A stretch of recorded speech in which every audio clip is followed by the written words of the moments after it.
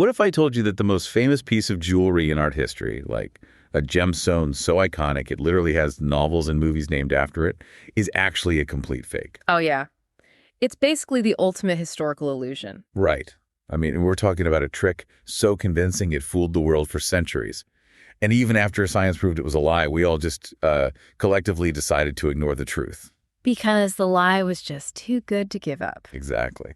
Welcome to today's deep dive, everyone. We are jumping into this incredibly insightful article by artist and vlogger Anita Louise Hummel. And we're exploring one of the most recognizable yet fiercely secretive images ever put on canvas. Johannes Vermeer's girl with a pearl earring. Yes. Our mission today is to uncover the layers of mystery behind this painting.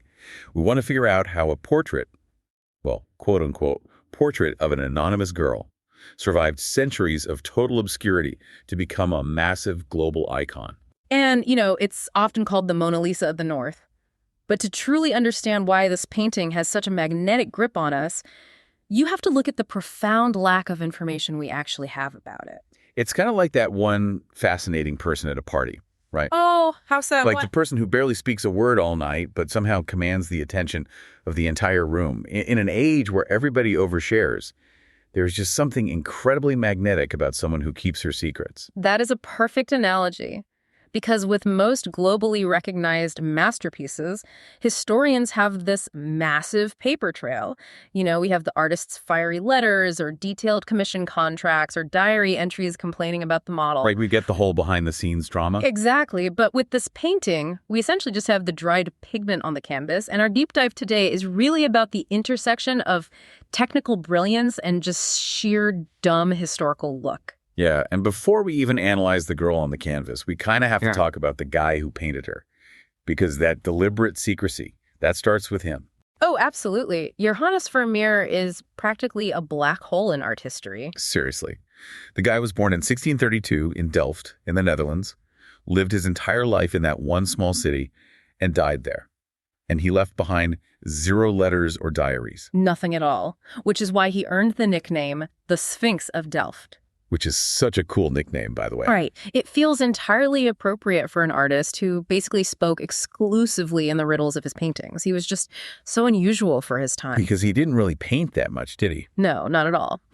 During the Dutch Golden Age, most of his contemporaries ran these massive, prolific workshops churning out art for the merchant class.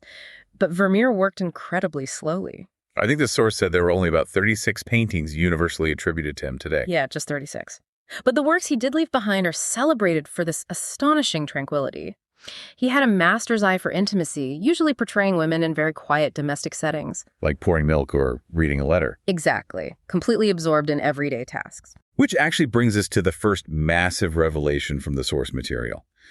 Because when you look at the girl with a pearl earring, which he painted around 1665, you naturally assume it's a portrait of a specific person. You'd think someone paid him to paint their daughter. Yeah, but no. It completely shatters our modern expectation of what a painting is. It's not a portrait at all. It's a tronie. A tronie, yes. And that distinction changes how you have to view the entire artwork. So explain what a tronie actually is, for those who might not know. Sure. So it was a very specific, highly popular genre in 17th century Dutch art. The word essentially translates to face or expression.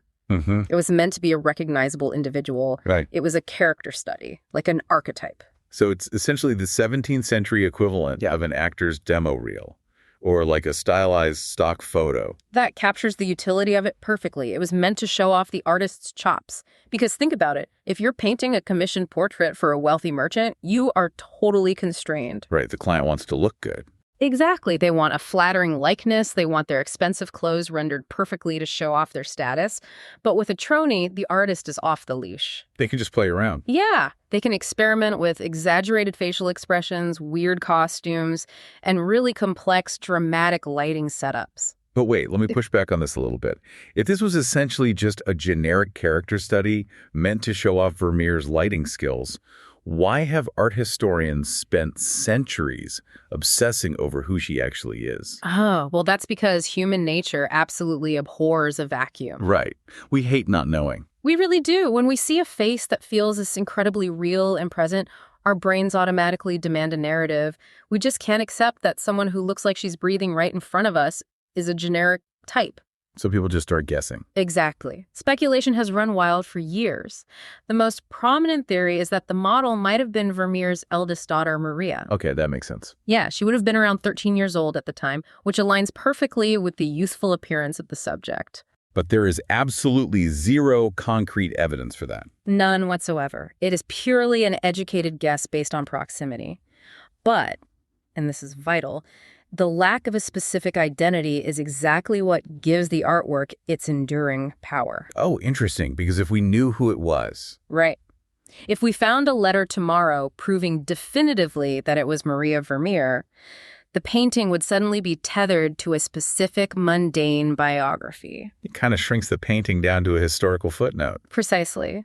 Because she's anonymous, she functions as a universal blank slate. Her anonymity allows you, the viewer, to project your own emotions and meaning onto her. You complete the painting. Wow, I love that.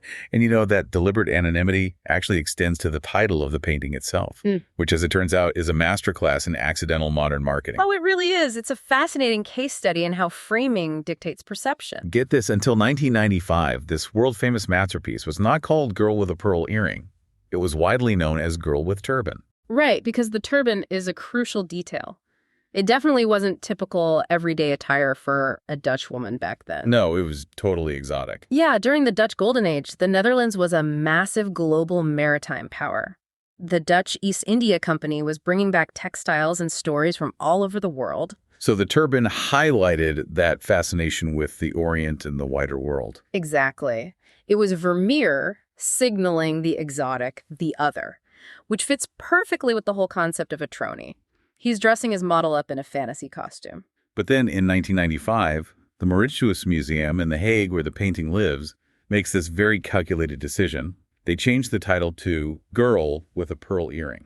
And by doing that, they shift the entire focus away from the headdress and force the viewer's attention onto that gleaming piece of jewelry. They realized the psychological weight of the word pearl, didn't they? Absolutely. It immediately injects the painting with this undeniable sense of luxury and allure. But the plot thickens drastically.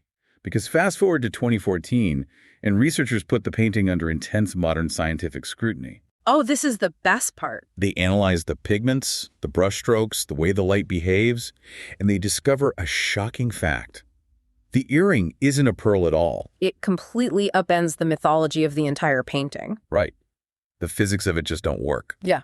Experts determined that a real pearl of that immense size, because it looks like a giant heavy teardrop, would weigh a staggering amount. It would literally drag her earlobe down. Exactly. But more importantly, the way it reflects light gives it away. Real pearls have a soft, diffuse glow. But Vermeer painted this object with a very sharp, distinct double highlight. There's a bright reflection from the top and a softer reflection bouncing up from her white collar at the bottom. Which means it's highly reflective. Right, it's specular. Yeah. So scientists concluded it's actually a glass lacquered drop earring. It's literally 17th century costume jewelry. Vermeer painted the illusion of a pearl using an imitation glass bauble. He was playing a trick on the viewer's eye, showing off his mastery of optical effects. So we essentially have girl with a fake glass earring. But, and this is the crazy part, despite this massive revelation in 2014, the famous title has remained unchanged. They didn't revert it. No, they didn't go back to Girl with Turban, and they definitely didn't rename it Girl with a Glass Bauble. Yeah. Why do you think the modern world prefers the glamorous lie? Because the museum understands that the mythology we build around a piece of art often becomes more important than the physical reality of the paint. Oh, for sure. A pearl sounds organic and precious. A glass drop sounds cheap. It breaks the spell. The title feeds directly into our desire for mystery and wealth. It proves that the narrative completely dictates how we consume it. Yes, the museum is simply continuing the very illusion that Vermeer himself started. It's a masterpiece composed entirely of illusions. A tronie pretending to be a portrait, featuring glass pretending to be a pearl. It really is. And this theme of shifting identities perfectly mirrors the physical journey of the canvas itself. Because this painting wasn't always treated like a priceless global treasure hanging behind bulletproof glass. Not at all. Its survival is a testament to how art history is often written by sheer dumb luck. Yeah, according to the source material, it originally belonged to Peter van Rooven. He was a wealthy collector in Delft and Vermeer's crucial patron. Right. He kept Vermeer financially afloat. But after Van Rooyen's death, the painting enters this really dark period. It changes hands multiple times over the centuries. And as it changes hands, it loses everything that anchors its value. The signature fades, it gets covered in dirty varnish, and the provenance, the history of ownership, is completely lost. It becomes untethered from Vermeer. So much so that in 1881, it ends up at an auction in The Hague, and the catalog lists the painter simply as unknown. It was literally sitting in the bargain bin of history. It's just insane to think about. It's the ultimate historical blind spot. It very nearly vanished into a damp attic, never to be seen again. But then, an incredible stroke of luck. A guy named Victor de Stuurs, a highly influential arts official in the Netherlands, happens to be at this auction. He looks at this dirty, neglected canvas, and he sees through the grime. He recognizes the masterful handling of light and realizes, wait, this is likely a lost Vermeer. And his neighbor, an art dealer named Arnoldus Andries de Tombe, is also there and spots it too.